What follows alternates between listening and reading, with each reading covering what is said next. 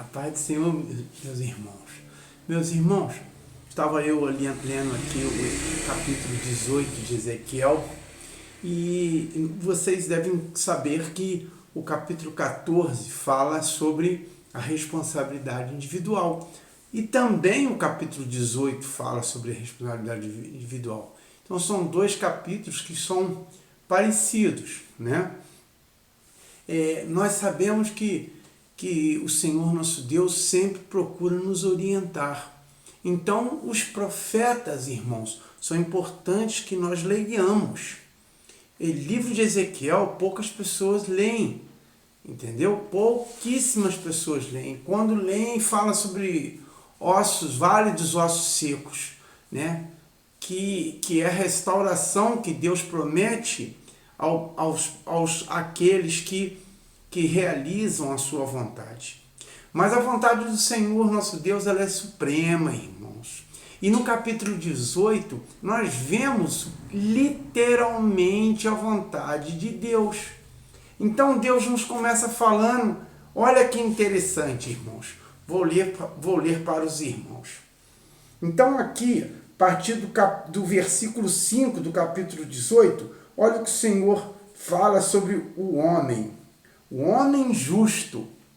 O homem justo que procede segundo direito e equidade, que não participa dos festins da montanha, que eram aquelas festas idólatras que se eram realizadas nos montes e nas montanhas, que não volve os olhos para os ídolos da casa de Israel, como nos dias de hoje nós estamos volvendo os olhos para a iniquidade através do celular, através do computador, através da TV, através do mundo, do que o mundo nos oferece. Então, irmãos, que não desonra a mulher do próximo, irmãos. Olha o procedimento que Deus nos pede. E que não tem relação com uma mulher durante o tempo de sua menstruação.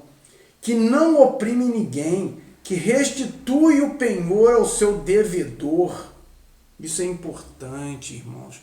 Se o irmão deixou algo conosco para cobrir uma dívida, irmãos, e se esse algo é necessário para a sobrevivência do irmão, não vamos ficar com esse penhor, irmãos.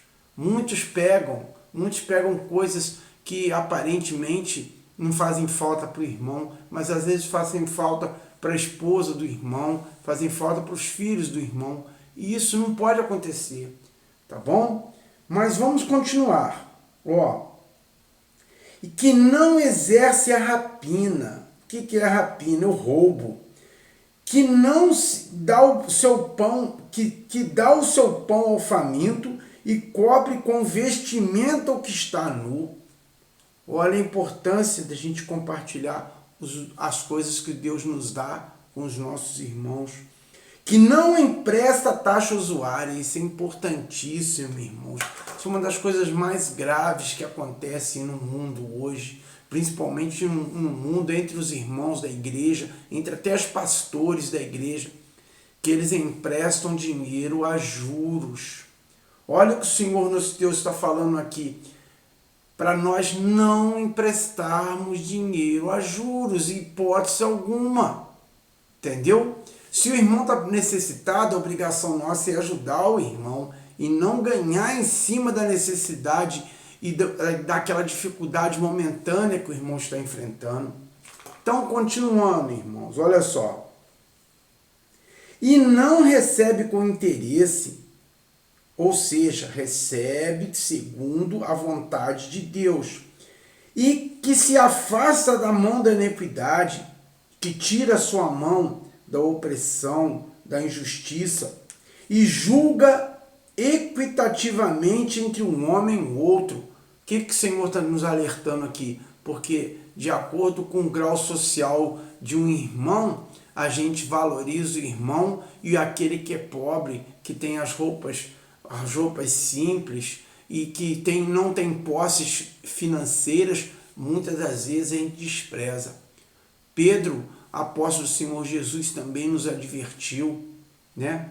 O Senhor Jesus sempre amou a todos igualmente, ele nunca fez distinção entre rico e pobre. Muito pelo contrário, Jesus se achegou ao necessitado, ao pobre, à viúva e ao necessitado. Então, irmãos, que julga equitativamente entre um homem e o outro, que segue os meus preceitos e observa as minhas leis, para proceder com retidão. Então o Senhor aqui, ele nos fala que para que se nós quisermos proceder com retidão, nós devemos viver segundo os seus preceitos e segundo as suas leis. Mais uma vez o Senhor nos advertindo através do profeta Ezequiel. Então, irmãos, olha só, olha o fechamento das palavras de Deus. Esse homem é um justo e certamente viverá. E isso, irmãos, que eu acabei de ler para vocês, é um oráculo do Senhor Yahushua. É um oráculo do Senhor Deus Todo-Poderoso, daquele que nos constitui para a felicidade, para a vida, daquele que nos oferece a felicidade e a vida. Mas para termos a felicidade e a vida, irmãos, precisamos viver segundo a palavra do Senhor.